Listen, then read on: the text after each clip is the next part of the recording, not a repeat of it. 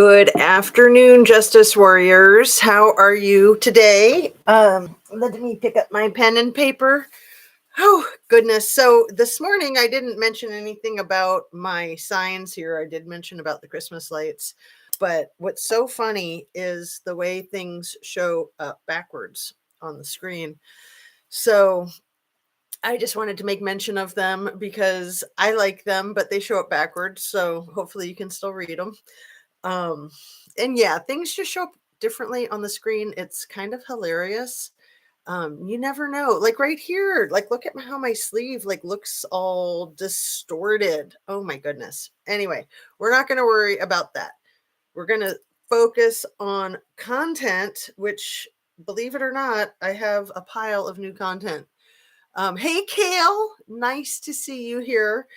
So while I'm working, I'm able to review some things in the background and actually focus, take notes. So as soon as I got off of my live this morning, I watched some News Nation. I had already seen the newest Plunder, the newest Harsh, some of the News Nation. I was just watching some new News Nation just now. I was also able to get the new Larissa and see what was going on with Kevin Neese. Crime Scene, Crime Watch with Kenny. He didn't have anything new yet, but I wanted to apologize for calling him an elderly gentleman. I meant an older gentleman. I need to be careful, man. My mouth. Smack me. Hey, JD. Good afternoon. Hey, Susan and Fred Field. You're making me hold off cleaning the house. Well, clean away. I will try to clean the house when I'm doing stuff when I'm not working. So, I mean, I would love to just watch true crime all day and be super indulgent like that, but of course there's many other things that need to be tended to. So I literally feel so fortunate for every single thing that I can watch.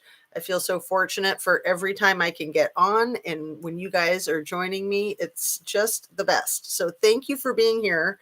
I want to catch you up on some things that I have found out because um, it's just fascinating. The mother and father, the Gonzalez family, and I wanted to confirm that Steve likes to go by Gonzo before I put that out there too much. I did see it in two separate places, but if I could like shoot him an email or something, say, hey, is this your nickname? But even if it is his nickname, he might not want people using it on social media. Um, the mom and dad of Kaylee have done some amazing interviews just in the last 24 hours. So they've had that on News Nation, and I highly recommend it. Let me catch up here. My mental health cannot withstand too much information on true crime, small doses. Gone solve us. I love that. So yeah, I don't know which one to highlight, Kale. They're both such great comments, so I'll try to do one and then the other. And yeah, taking care of our mental health is so important. So Larissa, bless her heart, she has shared so much super personal information in her latest posts, her latest drops. And anytime you share personal information, it's such a gift that you're giving to other people, and it can be so dicey because you can feel very vulnerable. People can turn it and use it against you. And you know I just am so impressed with her ability to share and talk about her domestic violence surviving. Horrible, horrible, horrible. Heavy duty, really heavy duty. um And I'm going to highlight the Gonsalves because what a great way to say his name.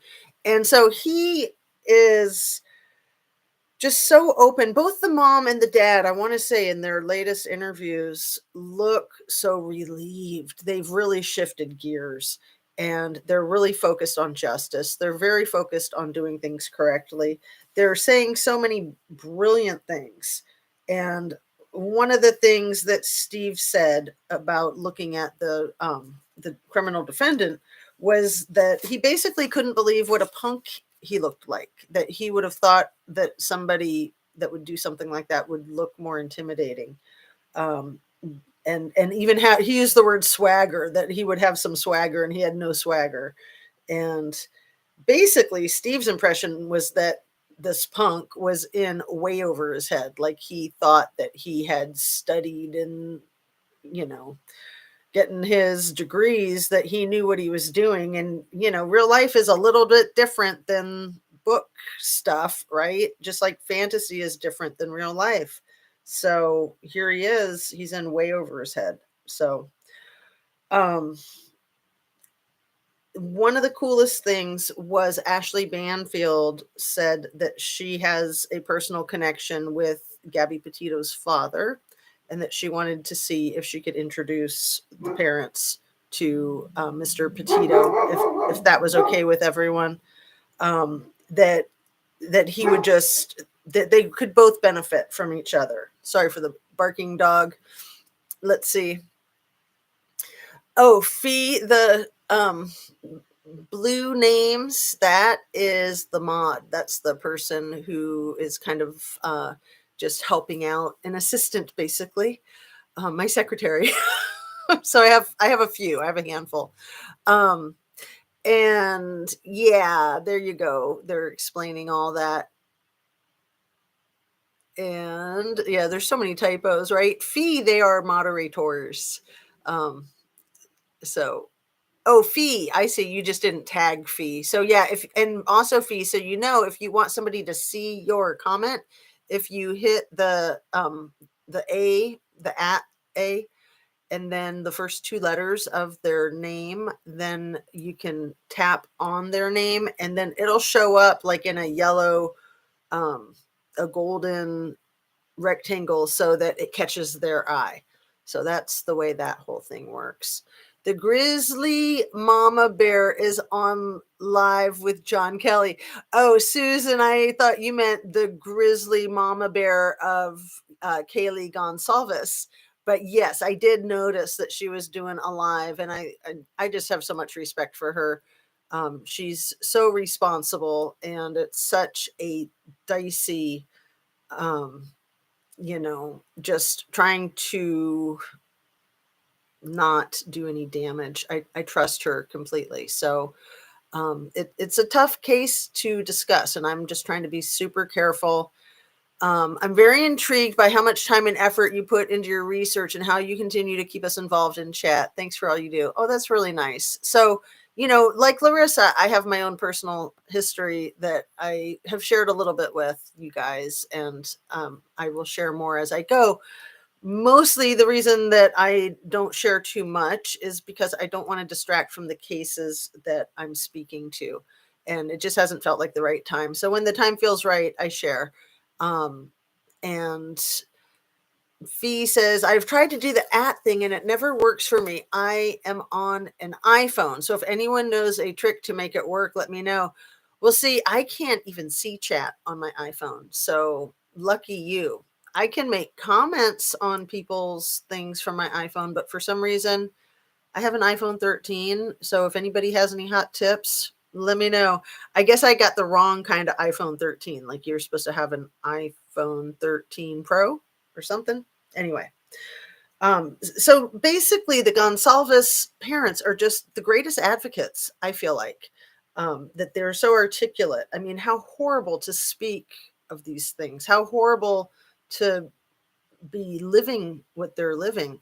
But, they can help themselves in speaking to it if they feel strong enough to. And obviously, they're extremely strong. I like what Fee said.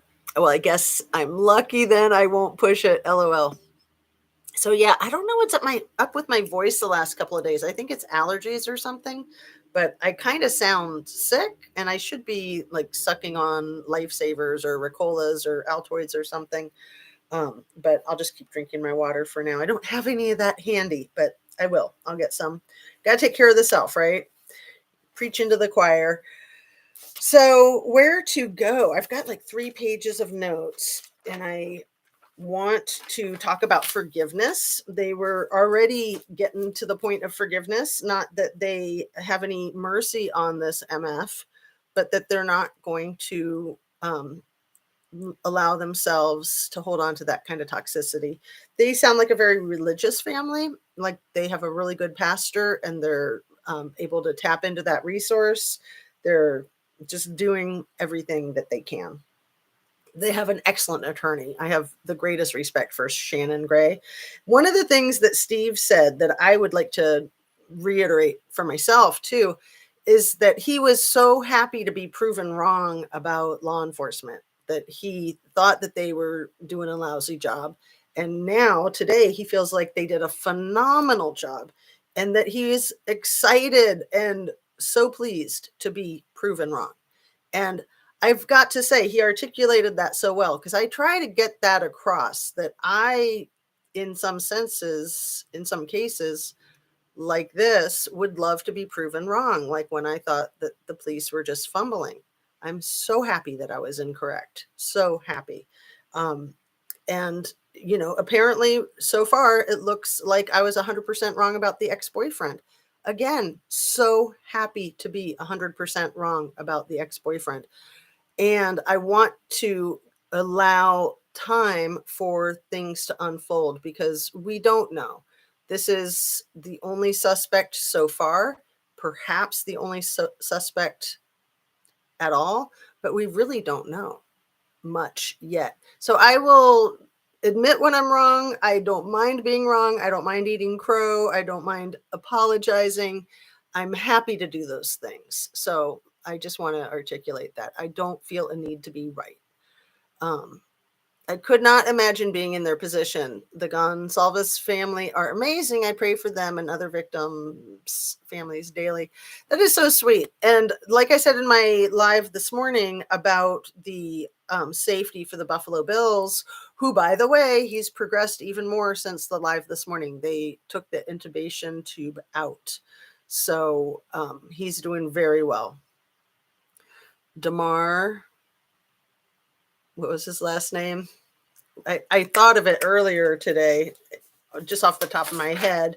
And then my handy dandy Kale with the wrench was able to help me out too. What was Damar's last name? Kale, you got me.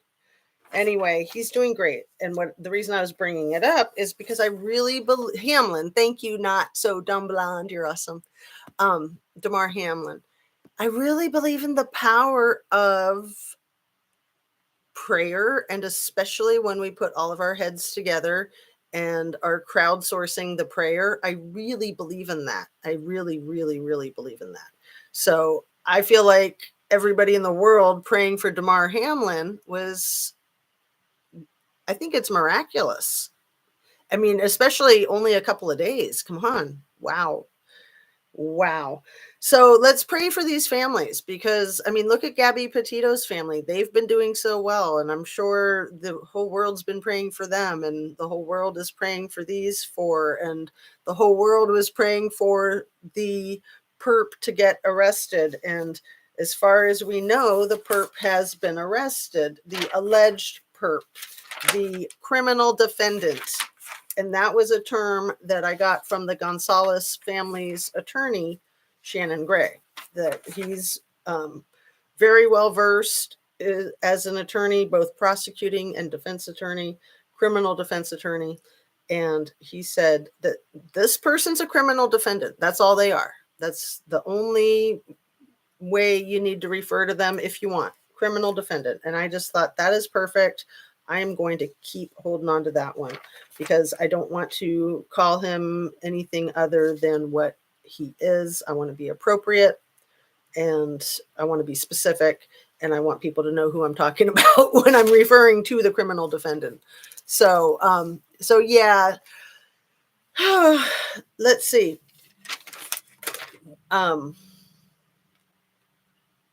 One of the things that the Goncalves family said in their News Nation interview was that if the criminal defendant was trying to find young women to avenge, like mean girls that made him feel bad growing up or something, that he picked the wrong ones, that these girls were anything but mean girls, that they were the types of people that would fight for people getting bullied, that they would be the ones to speak out.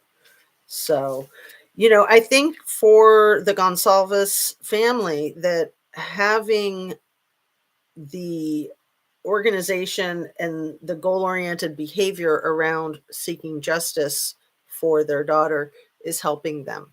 That's what it looks like. I mean, they just look so much better. I mean, obviously still broken, but I'm just looking at, the proof is in the pudding that justice is healing. Information is healing. Even though the information is horrible, luckily they knew a lot of that horrific stuff that was in the affidavit that the rest of the world didn't see until yesterday. They said that they knew most of that there was some that was still really difficult, but for the most part, they already had that. So, and imagine that's where they were when they were being interviewed and trying not to say things. And, they had asked the police specifically not to tell them anything that could jeopardize the case if they were to divulge it. So I thought that was cool too. Um, let's see. They also said, the Gonsalves parents said that they really appreciated Ashley Banfield. And they said, and that guy, Brian, that works with you. So they were speaking to Brian Enton, who I have a great deal of respect for. Brian Enton. He did laser focused work on the Petito case as well. He's just really professional, really personal, and really dedicated. So I thought that was super cool. Um, so some of the information too that has come out in the last 24 hours is that um, the criminal defendant had cleaned out his car wearing surgical gloves at his parents' house in Pennsylvania when he was being surveilled. He also threw away trash at 4 a.m. in the neighbor's trash, and the investigators collected that garbage and found his DNA on it that matched DNA at the crime scene. So that was fascinating. Um, and yeah, just being candid, just talking about these scary things, talking about the brokenheartedness, opening yourself up like that can be so therapeutic when the time is right. And nobody should push anybody to do that before they're ready. I also think I misspoke when I was talking about the one of the crime victims that is survived, the one that was spoken about so much in the affidavit. I think I said she was in protective custody. I meant she's in like a witness protection type of setup. Um, so she has been threatened, and I just think as a whole the true crime community can be very responsible and respectful and understand that we do not know what the girl went through. And one of the psychiatric specialists on News Nation, right before I turned on to record this just now, he used a really cool idea of what I've spoken to about post-traumatic stress disorder. And when you're in a crisis and your fight or flight sets in, check this out, you guys. He said it's not fight or flight, it's fight, freeze, or fight or flight. There, I didn't say it right. Let me try it again. It's fight, freeze, or flight. And I think I've heard that before, but I'm not 100% sure. But that is exactly what I'm talking about. Fight, freeze, or flight. You don't know how you're going to react in a situation like that. And just because she saw him and he walked by, that doesn't mean that he actually saw her. He might not have. So fight, freeze, or flight.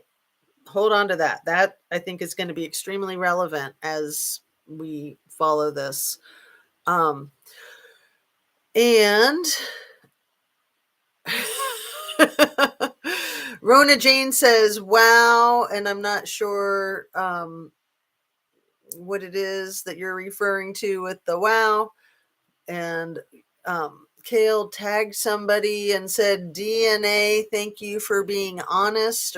Is there somebody with the name DNA? Anyway, um,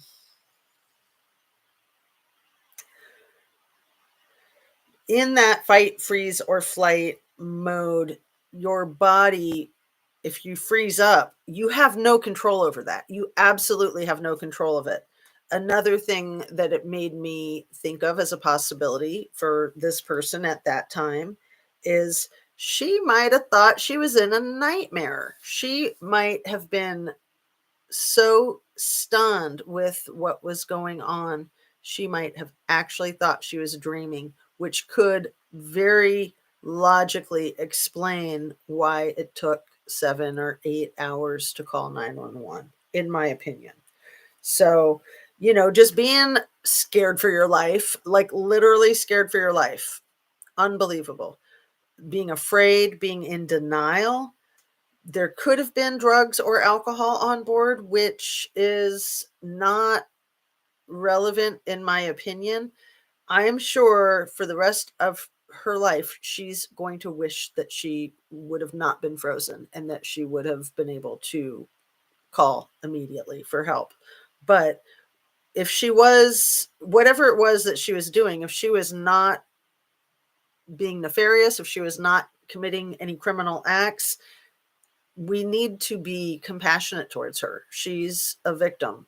She's a victim as much as the deceased are victims. And for whatever reason, her and Bethany survived it. I wouldn't exactly call them the lucky ones because they're going to have to live with this trauma forever. But of course, in some sense, they were extremely lucky. So, Beagle Mama, let's see. Rona Jane says, wow, was pertaining to him being seen cleaning the car and the neighbor's garbage. I know. They was doing some amazing police work. So kudos to them. And um, what was the next lovely comment here from Beagle Mama was, if she was drunk, that could be another reason she didn't call till noon. Precisely. I mean, she could have been wanting to sober up, but who knows? She just could have been not thinking clearly. The combination, if she was on something or under the influence and traumatized and frozen, and it's 4 a.m. I mean, it's a spooky time of day. 3 to 4 in the morning is when the spookiest things happen. Seriously, literally. But there's so many reasons, and I just think that we need to allow grace for her as much as we are allowing grace for the families of the victims. I mean, in a way, all those girls living in that house together are sort of family, perhaps, right? um so the time frame, I said this morning that the violent crimes happened allegedly between 4 and 4:25. Yesterday I had reported, as I had heard the information, that they happened between 4 a.m. and 4:20 a.m. So now today, with the 4 to 4:25, the other information I have that's not consistent with that, but from the same source, from News Nation, is that 4:20 is the time that the white vehicle was recorded leaving. 4:20.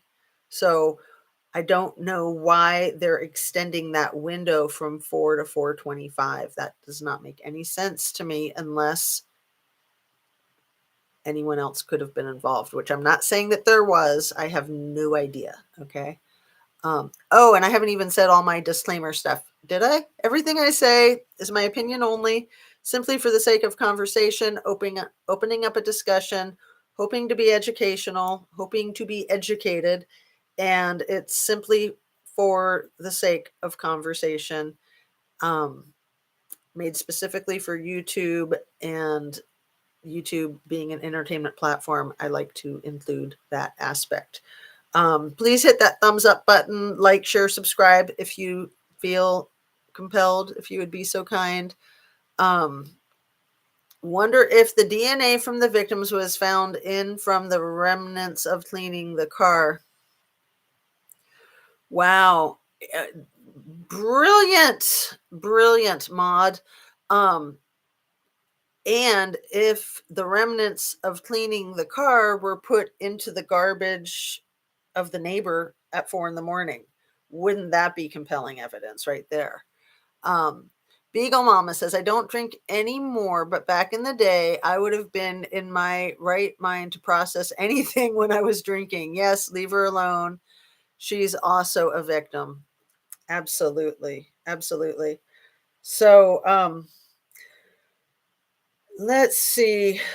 The secondary post-traumatic stress disorder that any witness to a crime will experience, also professionals experience that. So I think it's important to keep that in mind, that the the first responders to this situation are also going to be traumatized for life, most likely.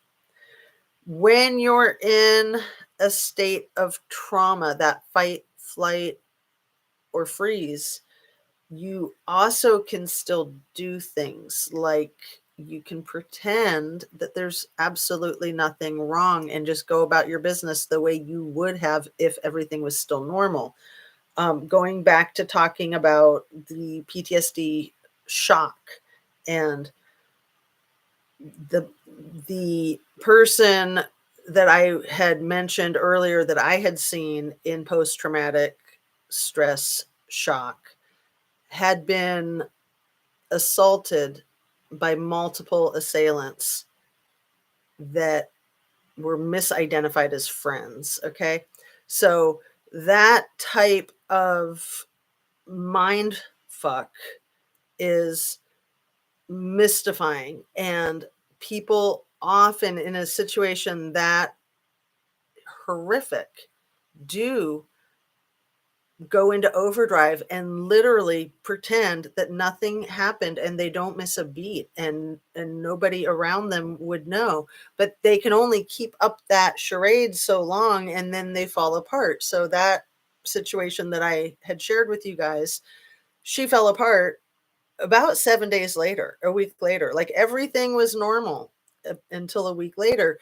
And then what was even more challenging for her in patient was to understand and comprehend how that horrifying, tragic, traumatic attack, how could that be related to her being frozen and unable to function a week later? Again, that's the trauma, like the brain just stops processing. So even that didn't make sense to her. It took a long time. That was a really, really horrible situation. And that's the kind of trauma and stress that can literally just make a person's heart stop. Like it literally can make a person stop, drop dead in their tracks. It's unreal. So, having had that firsthand experience as a professional was extremely eye-opening to me, and kind of life-changing. So I just want to share that, as hopefully none of you have ever experienced anything like that firsthand or secondhand. Um, the shaking too. I wanted to mention the shaking, that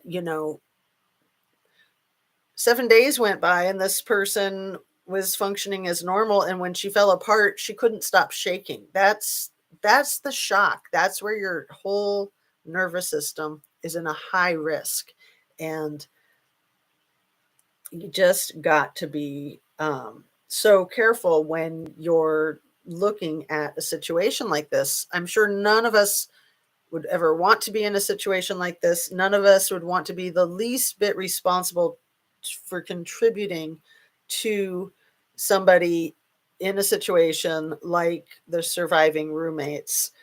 to contribute to that type of stress. I'm sure that none of us would, right? Um, the human psyche is prepared to protect oneself, in my opinion. Okay. Yep. Um, absolutely. And Jaded Warehouse says, I am really feeling for DM. Can't even imagine what she is feeling and will probably have so many issues with sleep, relationships, school, jobs for the rest of her life. Such a tragic realization. Absolutely. And personally, I think one of the most difficult things for people to live with is regrets. And, she might be kicking herself for the rest of her life for being in that frozen state. And for anybody that's been in a life-threatening situation like that, you just can't imagine and you cannot judge. That's all. Let's move on from that. Um, so forgiveness, how I'm always saying, like, forgive yourselves. We need to forgive ourselves. Again, it's so important for the victims to forgive the criminal defendant for their own spiritual and mental health and physical health and well-being, but to forgive yourself. So a situation like that with the one that we're talking about, she needs to be able to forgive herself for whatever she might feel like she failed at or could have done better. I mean, you can learn from a situation so that you can do better in the future, but we all make mistakes. She very well might feel like she made the mistake of her life, and it's just going to be a lot of therapy for her to overcome. But we don't know. I think, there's so much we don't know in this case. We just need to wait and see and allow for things to play out.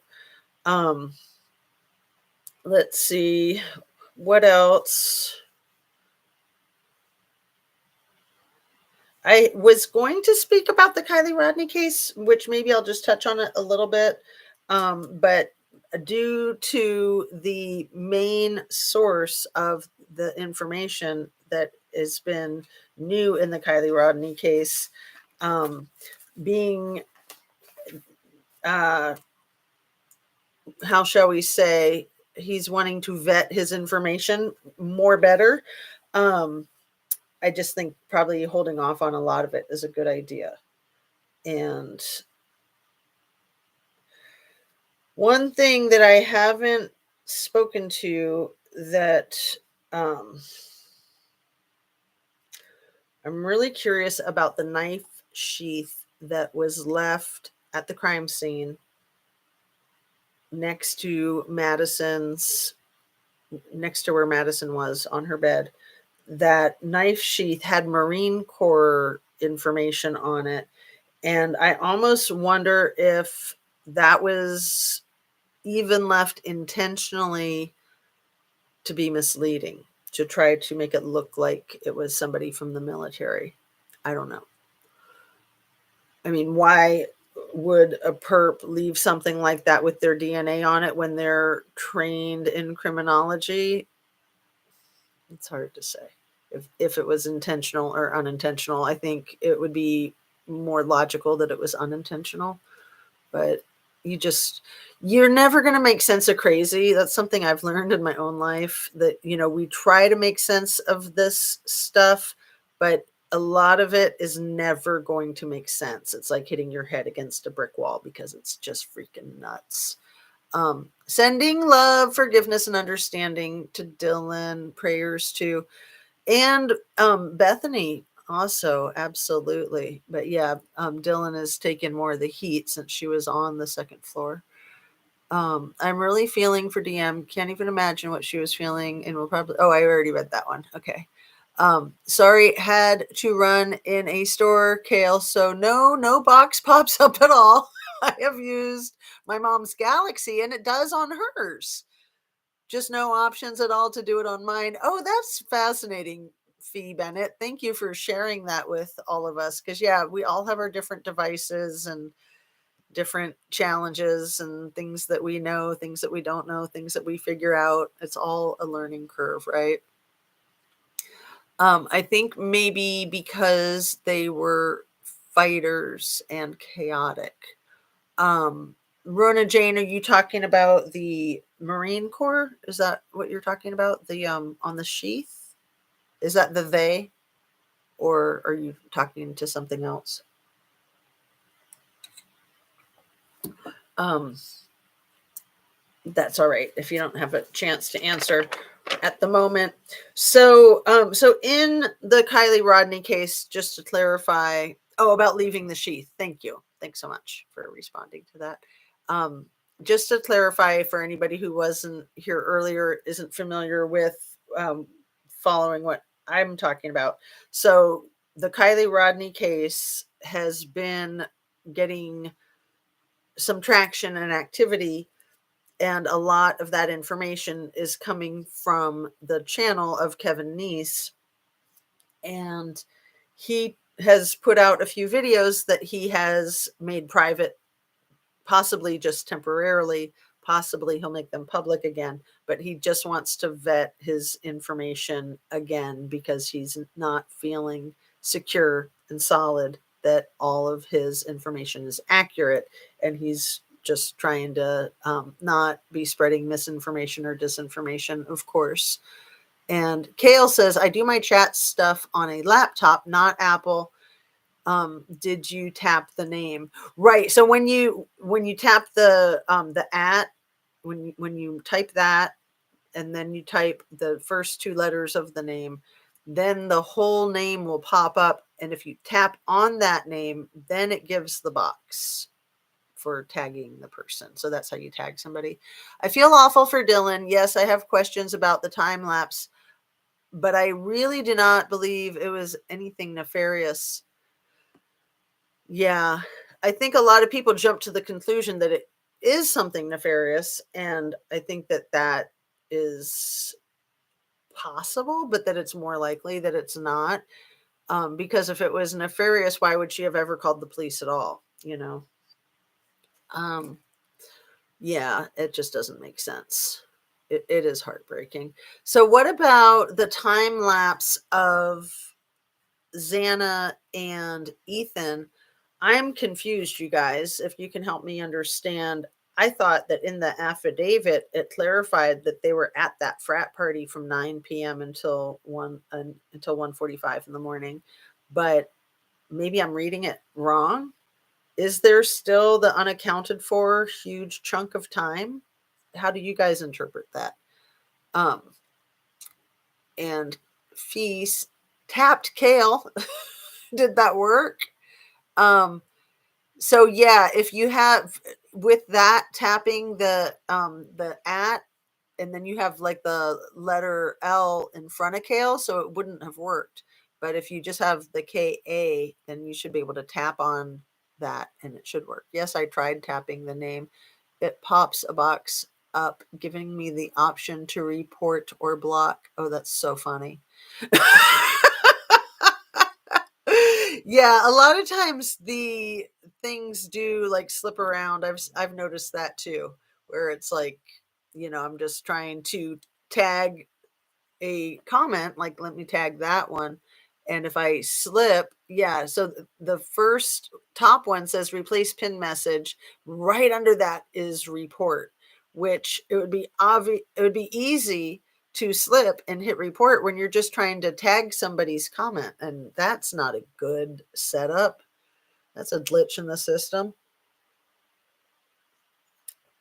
So, any ideas, group, about that time frame from 9 p.m. till 1:45 with the couple, with Xana and Ethan? Were they at the frat house during that time frame? Or are they saying that they still don't know where they were during that time frame? I'm confused. YouTube has a mind of its own, Kale says. Yes, the artificial intelligence has taken over, obviously. So I will read a few of your comments if anybody wants to speak to that. Otherwise, I'll just go ahead and sign off. It's 2 o'clock on Friday, January 6th. Tonight at 6 p.m. is the full moon. I realized when I was reviewing my earlier discussion with you guys that I did not do the timestamp on it, and that frustrates me because so often if somebody's watching it down the road, it might not have the date accurate from YouTube. I find that YouTube really messes up the date on the videos. So that's why I like to do the verbal timestamp to let people know. We're going to watch the moon tonight. Thanks for the heads up. Yeah, it should be pretty cool. Um, and yeah, maybe we can pick up in our next live about that missing time from the night in question with Xana and Ethan. Is it a missing time, or are they now saying that they were verified to be at the frat party? And then they got back to the house at about 1:45, but then Xana didn't order food until 4 in the morning, or it was delivered at 4 in the morning. That was pretty mind-boggling, isn't it? Kale says, I'm thinking that the voice Dylan heard saying something about safety or protection could have been Ethan calling out to Xana, but I don't know for sure. I hope so. I mean, what is so creepy to me about that is thinking that the assailant said that to the victims or to one of the victims. What a complete, literal, actual nightmare. What what a sad, sad situation for all those involved. And thank goodness the police are doing their job, law enforcement. They've got a handle on things. I think there's so much relief for all of us, but especially for the families. So much relief, even though it is a long haul from here, and we don't have the majority of the answers. We have so many questions, so many questions. But it's just excellent to see things progressing the way they should be. And wouldn't it be nice if there was an arrest in, say, the Kylie Rodney case, or if there was an arrest in the Gabby Petito case? There was never an arrest there. There was never an arrest, and there should have been, in my humble opinion. So, to reiterate, I am just really happy to be proven wrong about law enforcement, and I hope that I'm completely proven wrong about the X. It certainly appears that way. And again, just praying for these families to get the answers that they want and to get justice that's so needed. And Steve Gonzalez said it very well, that he doesn't feel like this guy, this criminal defendant, being locked up and having access to vegan diet by choice and other amenities is any kind of justice at all. And I have to say, I agree. I agree entirely. If he's guilty, that's just so not right to be catering to his menu demands. Like, makes no sense to me at all. And vegan diet and or any access to news, social media, what the hell? I know I was wondering about that, because it used to be not that long ago that prisoners weren't allowed any access to television or internet, email, but it seems like now they are. I don't know, that's just whack. Really, really bizarre. Um, anyway, I'm going to go ahead and sign off, you guys. It's been just about 45 minutes. I really appreciate your tuning in. Thank you so much. Please hit that thumbs up button on the way out if you haven't yet and would be so kind. Attention seeking and getting it is ludicrous, right? Right. So much of what they're doing is attention seeking. It is so sad. So take care of yourself. Have a great rest of your day. Drink your water, eat nutritiously, and get your exercise, fresh air, sunshine. Just pray for these families, pray for these victims, and meditate, whatever it is that is comfortable for you. Scorpio Joe, oh, you're welcome. Thank you. I appreciate all of your insights. Um, be kind to yourself, be kind to other people, and peace out. I will see you guys on the next one, probably first thing in the morning, like around 8 or 9 o'clock. So take care and thanks again.